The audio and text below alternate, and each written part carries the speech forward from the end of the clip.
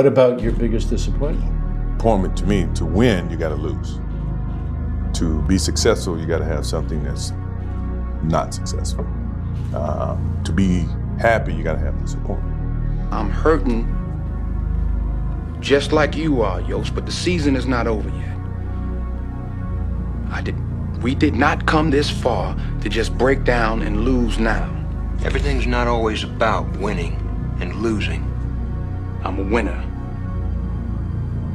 I'm going to win. Mock trial is about figuring out what type of lawyer you want to be, and there's only two types: winners and losers. Okay, that sounds great, Harvey, but I haven't prepared. I don't have anyone to play my client or my witness, and apparently I'm going up against someone that I can't trust. Figure out a way to beat him anyway. Winners don't make excuses when the other side plays the game. Aware of the abundance that you've got. You get positive awareness. You open up to the potential. You start looking for opportunities. If you have good self-esteem, problems become a temporary inconvenience, and a stepping stone comes out of a stumbling block. If you have a feeling of control, you believe that you control the way you respond to things, and you and I respond to things effectively rather than reacting irrationally. If you have a good self-image, it's like a thermostat. You start controlling the way you talk and the way you think and the way you act. And you and I visualize. We visualize within while we're doing without. And if you've got positive self-expectancy, then you're a natural-born optimist. But it's just the way you are. And you see opportunities out of crises. You can be a total winner, even if you're a beginner. If you think you can, you can. If you think you can, you can. Raise that C up to an A. Make the big play. If you think you can. You can ride your own black stallion. You can wear the gold medallion. If you think you can. It doesn't matter if you won before. It makes no difference what the halftime score. It's never over till the final gun. Is there one? So keep on trying, and you'll find you've won. You can make your presence greater than the barest refrigerator. If you think you can, you can. If you think you can, you can. You can profit through inflation and redirect this nation. If you think you can. You grab a dream and then believe it. Go out and work. You'll achieve it. If you think you can, you can. If you think you can, you can. And we thought we could.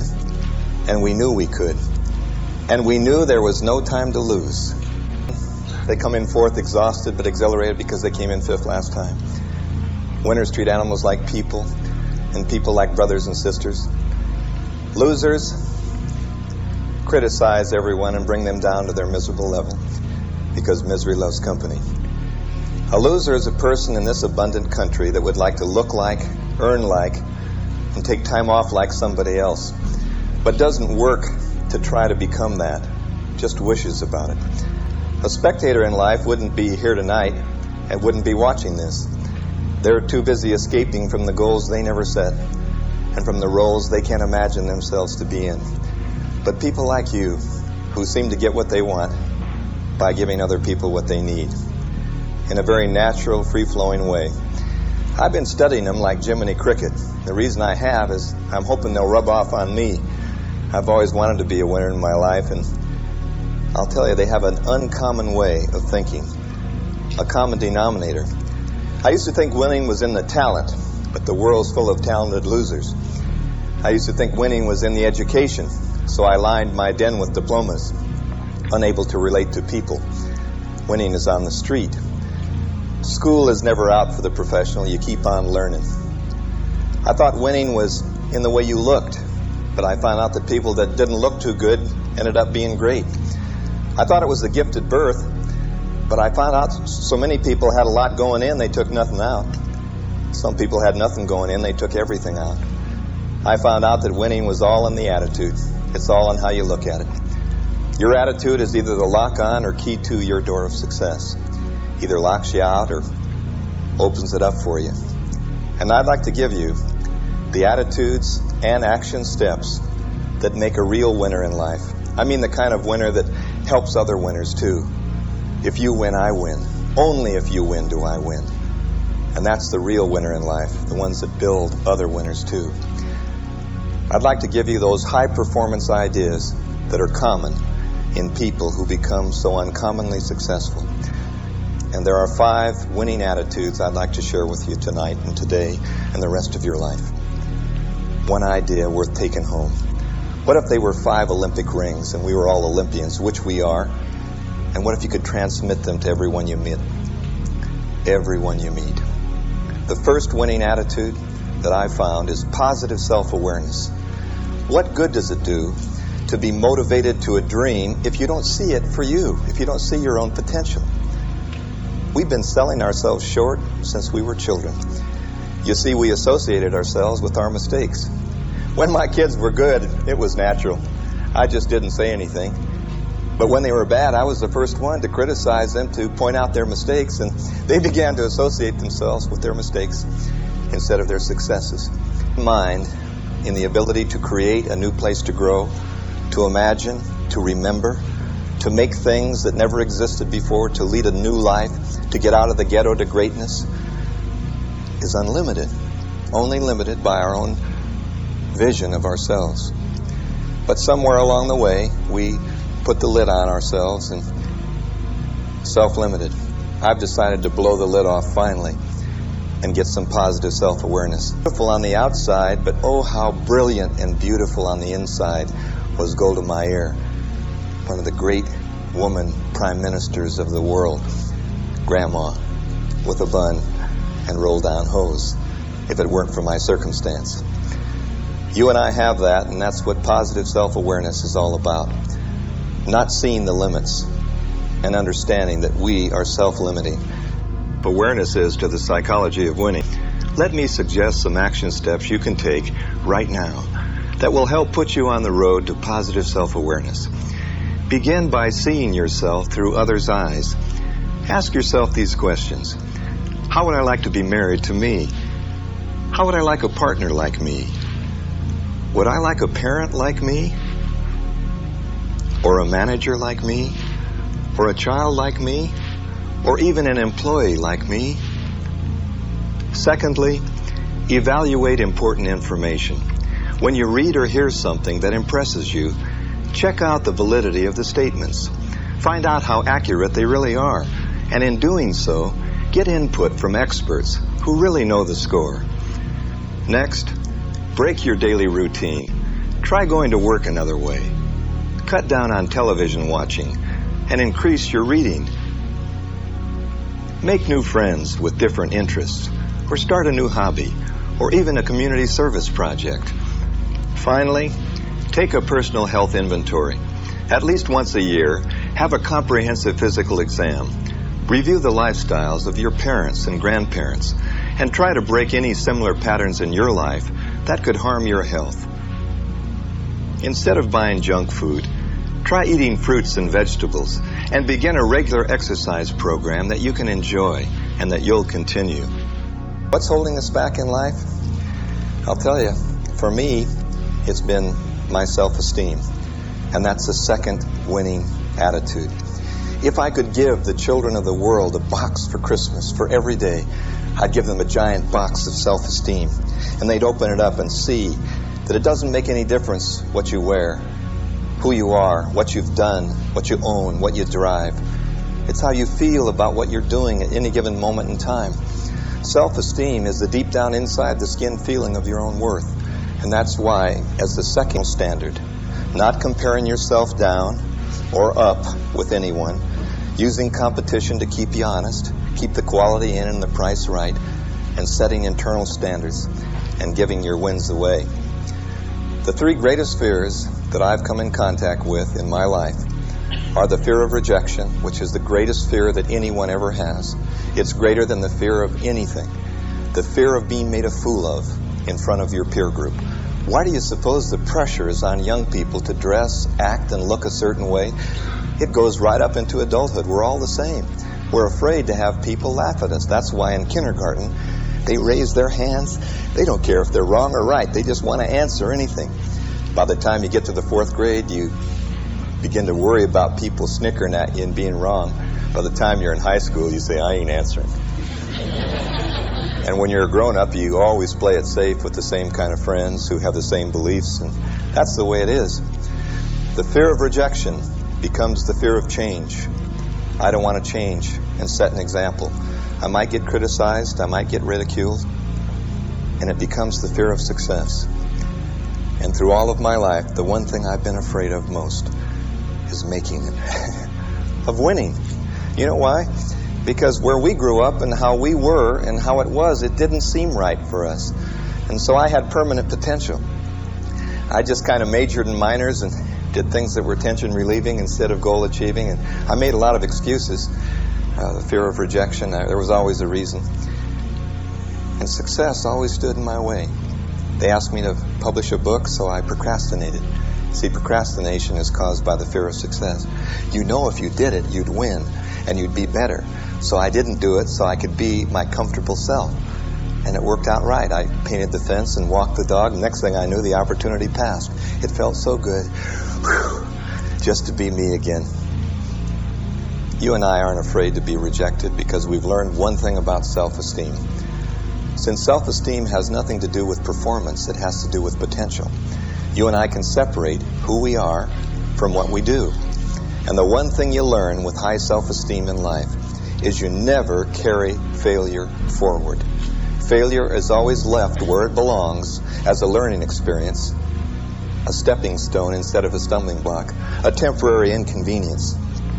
I've decided the one way you can spot a winner or loser in the making is the way you project yourself, your value. You always project on the outside how you feel on the inside. I know I do. I can't hide it. I'm not the best looking in the group, but I'm always looking my best in the group. I can't always wear the finest clothes, but they're clean and pressed usually. And you always project on the outside how you feel on the inside. You can't deny it or can't get away from it. And so that's kind of the way it is. I can spot in me other people the ability to accept a compliment and the way you forecast your value to others. When people used to say nice things to me, I threw back all the value they gave me. It's an easy tip-off. Rejection of value or acceptance of value. Pretty nice looking suit, Dennis. And I'd say, yeah, I was going to give it to the Goodwill. You're right. They said, pretty nice tie. And I said, yeah, I got some mustard on it this afternoon. And they said, yeah, kind of sloppy eater. You're right. We brought you a present for your birthday. I said, you shouldn't have. You spent too much. They said, we know, just checking your value. They said, thank you very much for what you did for our son. And I said, it was nothing. They said, we'll tell him that for you. We sure appreciate what you did the other day. And I said, don't mention it. And they didn't next time. They knew. Why would anyone, when you're paid a compliment, not accept it? Gee, your hair looks beautiful, I said to her, and she said, have split ends, need to go to the beauty parlor. I said, because you got dark roots. She said, you got a big nose. I said, I knew that. I wore this really neat sweater one winter, and they said, oh, look at that. What is it, alpaca, or is it... I said, it's got a moth hole right here. And they said, oh, gee, better use mothballs. I'm learning to look at people now and hold their gaze. I'm learning to give them my hand and my name and that it's okay. I'm learning to project value to people. I'm learning never to lead with an excuse. I don't make excuses walking in. I try to give people value and accept it in return. Self-esteem, the single most important quality, the feeling that you got no ceiling. Self-esteem means accepting yourself as you are right now, as a changing, growing, imperfect, but valuable individual. And since self-esteem is the foundation for all high-performance human achievement and happiness, it's absolutely essential that you take specific action to feel better about yourself. Here are my action steps for enhancing self-esteem. First, take stock of your personal assets. Ask yourself, what are my talents? And who do I really want to be? Make a list of these important answers and review it often. Next, monitor your daily self-talk. Avoid using negative prison words and replace them with positive, constructive words. Instead of saying, I can't, say I can. Replace I have to with I choose to. I'll try, with I will, if only, with next time, impossible with possible, and why me with try me. And finally, communicate value to others. Greet people with a smile and a handshake. Give your name up front when meeting someone in person or on the telephone. And maintain good eye contact when speaking and listening to others. Always say thank you to compliments. Third winning attitude, in my opinion, is positive self-control. The idea that life is a do it with God, do it for others, do it to myself project. And I can take the credit of the blame for being just about who I've set out to be. I've never understood that until recently. I've never told a lie that hasn't come back to bite me harder than when I said this offhanded thing. It's the unfailing boomerang, the law of cause and effect. What goes around comes around, and it does. Responsibility. The healthiest, happiest, most directed human beings are the ones that believe that they exert a degree of control on the outcome of their lives by the choices that they make. Oh, there should be a statue of responsibility. Oh, there should be. It should stand tall on Alcatraz as a reminder of the rusted remnants of freedoms lost in the past. And that statue of responsibility should be standing high on Alcatraz in San Francisco Bay to match the Statue of Liberty.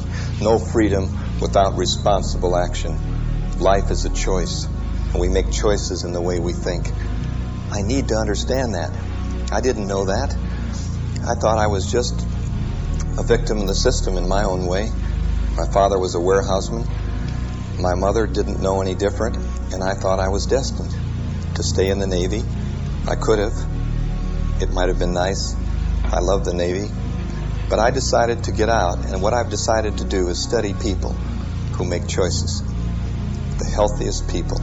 Volition. I learned that the hard way, though. I cry for a dry diaper, and they cry for nourishment. They cry to be held. If whining gets goodies, the whining continues. People always do that which they're paid attention for. I've learned something. Time is the only equal opportunity employer. Did you know that? You control the clock, how you use it, how you choose to spend your thoughts. You control your contacts, who you run with, who you model yourself after. You control that. You control your concepts, what you think about. You control your causes, what you've repeated over and over again to make your purpose. You control your communications, how you talk and what you say. You control your commitments, how much time you give to any one thing. You control your concerns, how you respond. Losers let it happen. Losers see icy streets, winners put on their ice skates. Losers take chances, winners make choices. It's all in the way you choose to think. And Earl Nightingale and the scriptures and people through the years have said it best. You do become what you think about most of the time. And most of the time you and I think about suggestion. Before going to sleep at night or first thing in the morning, make a list of priorities for the new day. Not just a list of things to do, but a lineup of key tasks with the most important ones at the top. Double check that list as the day wears on to see how you're doing. Take control of your time. List 5 important but unpleasant tasks that you've postponed and do them, all 5, this week. Take control of your finances. Make a budget of your income and expenses and begin a regular savings program. Treat your savings account like a monthly bill and become accustomed to paying into it frequently.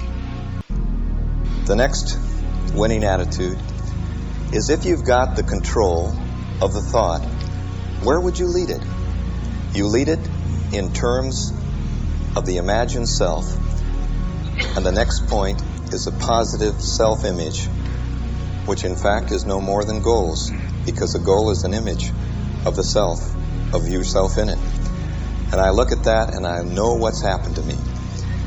Your image of self comes mostly from the conversation that you have with yourself.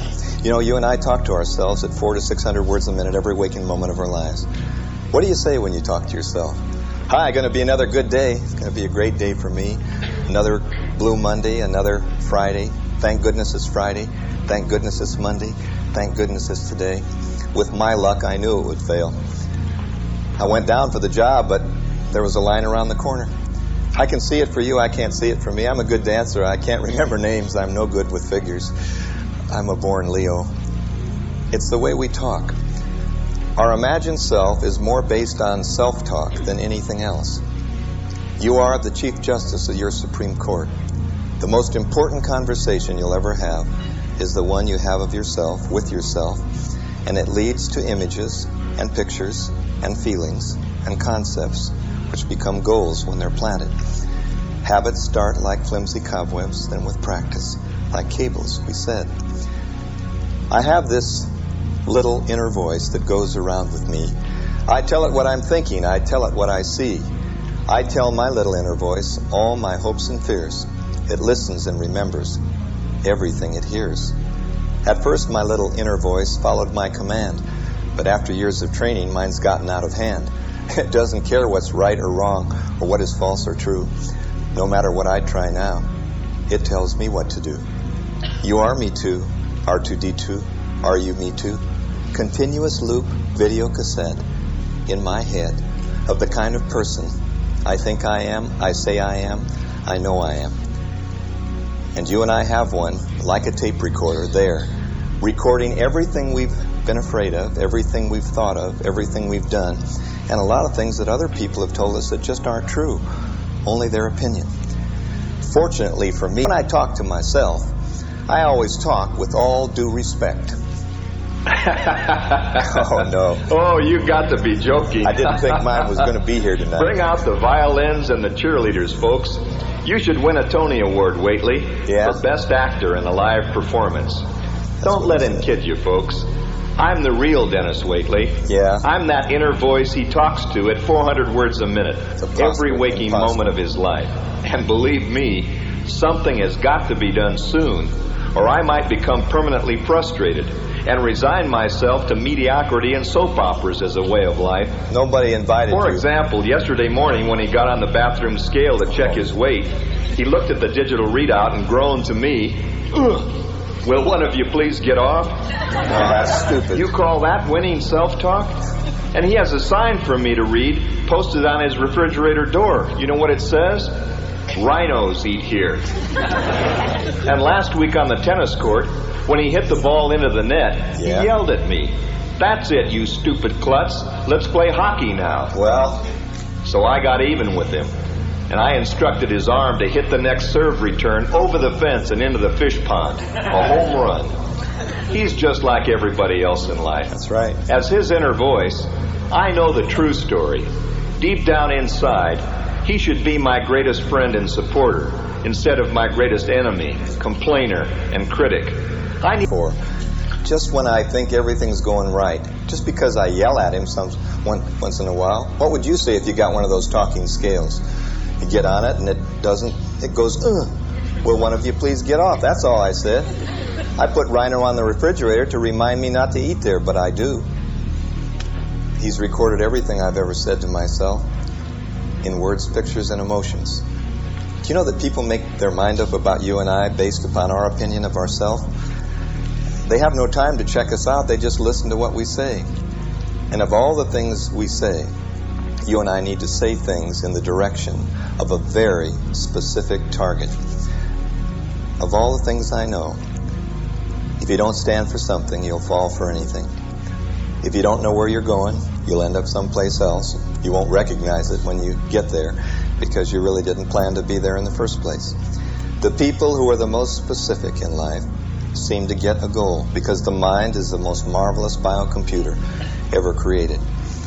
I had the good fortune to have as a professor Dr. Viktor Frankl, who led the resistance movement at Auschwitz and Dachau during the years of World War II. And Dr. Frankl realized that the people who lived the longest, who made it through those horrible years, were the ones who had magnificent obsessions, who were stuck on a marvelous target. I studied the Korean War. It was the only war in which no American prisoner ever escaped from a minimum security camp. You see, they have a way of checking you out by asking you questions about your life. "Hi, soldier, where are you from? Who's your favorite ball team? What are you going to do when you get back? How much money do you need? If you said enough money, someday I don't really know, I don't have a ball team, I just want to be happy, I just want peace. The mind says piece of pie, piece of bread, piece of what? What will make you happy? What will make you successful? How much is enough? You need to take the generalities and give them specificity. They took the people with no goals and called them purposeless.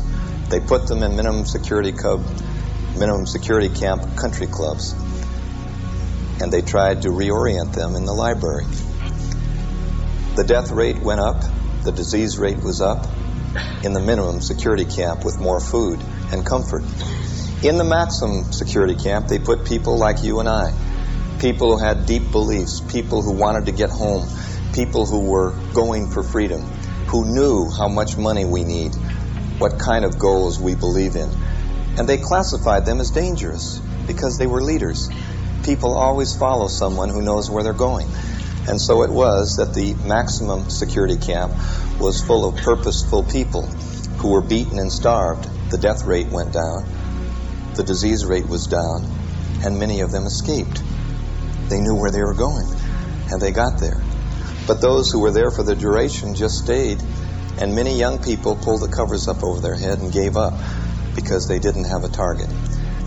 We've always managed to get what our currently dominant thoughts are, and we've always moved into that. You see, you can't come away from an idea. You can only go toward the dominant thought. Through the years, I've learned how to set goals that are just out of reach but not out of sight. I've learned how to stair-step them like the Olympic athletes. You see, they never try to win the gold. They only try to do a better split. A little faster this, a little more of this. They try just to be out of reach but not out of sight. And they even take pocket computers and figure out what they need to do the next split in to get it. And when they get a goal, because it's close in, they get positive reinforcement for having hit it. When they miss a goal that's close in, they can get easy correction to the target. I used to set my goals. I want to be president of the world. I want to be like any actor or somebody. Just today. You can't do that. You take it a little bit at a time, just out of reach. And of all things to tell yourself, never tell yourself what you don't want to happen, what you don't want to be, what you don't want to recur again. Never tell yourself how much weight you don't want to be. Never tell your children, clean up your room, you pigs. I used to. Clean up your room, you pigs. They went, I said, that's right, it's a pigsty, I want it clean. They cleaned it up and got it messy the next day. They know who they were. Oh, you can't come away from a condition. It's like saying don't giggle in church. Why would you ever tell somebody not to giggle in church? Just because an apple fell off somebody's hat and rolled down the aisle, that's no reason to do that. Many of you who know about the World Series and sports know that sports is a microcosm of the world. And in sports, you see it all the time. A coach unwittingly telling late innings. Remember what the manager, Fred Haney, and Billy Southworth, the pitching coach, said to the great pitcher? What would you tell your children? What would you tell your star salesperson? What would you tell yourself in a critical situation where you need to perform? They made the mistake of goal motivation. They walked out on the mound and said, you look a little tired, Warren. How do you feel? He said, I feel pretty good. They said, good. Whatever you do, don't give him a high outside pitch. He'll knock it out of the park. Put that one in your R2-D2, in your inner voice, in your little goaltender. High and outside, is that where we don't want to go? Yeah, that's where we don't want to go. That's why we told you that's where we don't want to go, to remind you of where not to go. Little R2-D2 said, I kind of like high and outside now. I wasn't going to go there. I was going to go low and inside, but I'll go high and out, just like you said. You see, the mind can't dwell on the reverse of an idea. The next ball was high and outside, a 3-run homer. Around the bases they went. Warren Spahn threw his glove down on the dirt. Eddie Matthews came in and won the World Series for the Braves, and to this day, it rings loudly in my ear. Why would anyone motivate anyone on the reverse of an idea? Why would you ever tell yourself anything except where you want it to go and be? I weigh this much. I'm fit and trim. I can feel my body grow stronger now. I'm achieving my financial goals. Not what I... Years ago, I used to study psychosomatic medicine, and I met Dr. Herbert Benson from Harvard, one of the great psychosomatic medicine people in the world at Harvard.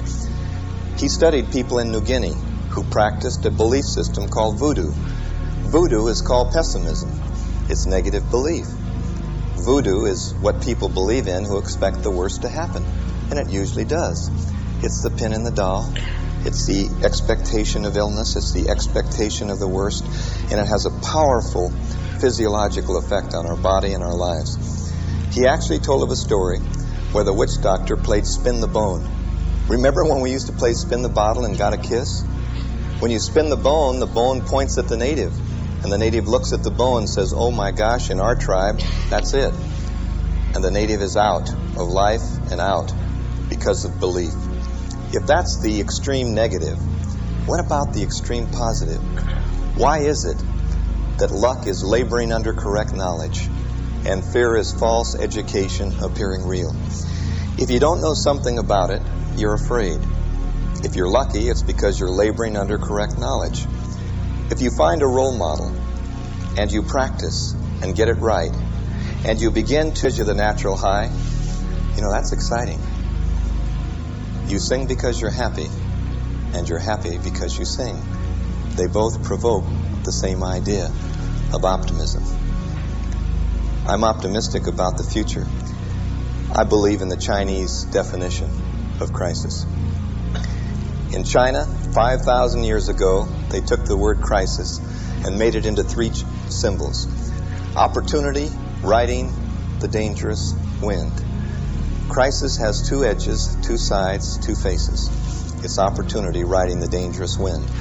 Alexander Graham Bell had a family member who was hard of hearing, so he invented the telephone as a hearing aid, not knowing he was going to solve a communication crisis for the rest of the world. He was trying to help out his own family member as a hearing aid and invented the telephone. I thought inventions were invented by people who wanted to make money. They're not. They're invented by people like you and I who want to solve problems and who convert them into opportunities. When our house burned down, the flames were 70 feet high. Our house burned down, and I drove in on that Sunday afternoon in La Jolla, California, and I watched my house explode. We're right there on the hill. The ocean breeze comes through like a chimney, breaks out the windows, and it's gone. Beautiful wooden glass, just completed. As I drove in the cul-de-sac, I found myself saying, "Why me?" And then the voice came and said, "Try me." I said, "No, I don't want you to try me. I'd rather why me for a while." And I stood there and I looked for the only thing I could, my family. And there they were, all standing there in the cul-de-sac with the dog and the cat and the 2 turtles, Lightning and Streak. They were all safe in the cul-de-sac, out of the fire. I must admit, I got optimistic. I said, "Ha ha! Thank you. Whew. Safe again." Oh, fantastic. And I couldn't control myself. Uncontrollably, I began to giggle out of nervousness. Like that, and my kids saw me and they stopped crying and started giggling. I said, "Look somber, they'll think we started it." "Don't you go giggling like that. I was just being nervous." I'm so glad you're safe, and it's such a good fire. Oh gosh, thank you, firemen, for coming. You're a little late." The news media was there first, and the firemen got lost. It was on Hidden Valley Road. My banker was there in his bathrobe. He didn't know it was my house. He stood there watching with everyone else. He said, "Look at that fire, Dennis." And I said, "Mm-hmm." He said, "Look at those windows pop out." And I said, "Mm-hmm." He said, "Look at that Mark IV blow up in the driveway." I said, "It's a Mark V." He said, "Oh, you high deficit. Oh, you world crisis. Oh, you difficult economy. Oh, you loser." I said, No, they're all standing outside. It's the best fire I ever had. I cleaned the garage and my tax returns were in there. I just got audited. Now I have amnesia. He said, "You probably did set it." And I said, "No, but..." He said, "What about the pictures?" I said, "My parents have pictures we've never seen." He said, "What about all the things?" I said, "I can get the things back." Peggy Lee sent me her album, the old torch singer Peggy Lee. Is that all there is to a fire? It is, if you got your children, your optimism, and your life. I'm so excited about positive self-expectancy because it leads and follows all the others. Because you usually get from life what you expect, it's critically important to expect the best for yourself. Let me suggest these action steps for positive self-expectancy. First, view problems as opportunities. Make a list of your most pressing problems, the ones that block your professional and personal fulfillment. Write a one-sentence description of each problem, and then rewrite the description, only this time, challenge your ingenuity by describing the problem as an opportunity. Next, maintain an upbeat outlook. Wake up each day to beautiful music instead of to a jarring alarm clock. Before doing anything else, take a brisk walk around the block to clear your mind for the day ahead, and then go eat a nutritionally balanced breakfast to fuel your energy. While showering or dressing, use positive self-talk. Tell yourself, "It's another good day for me," or "That sales meeting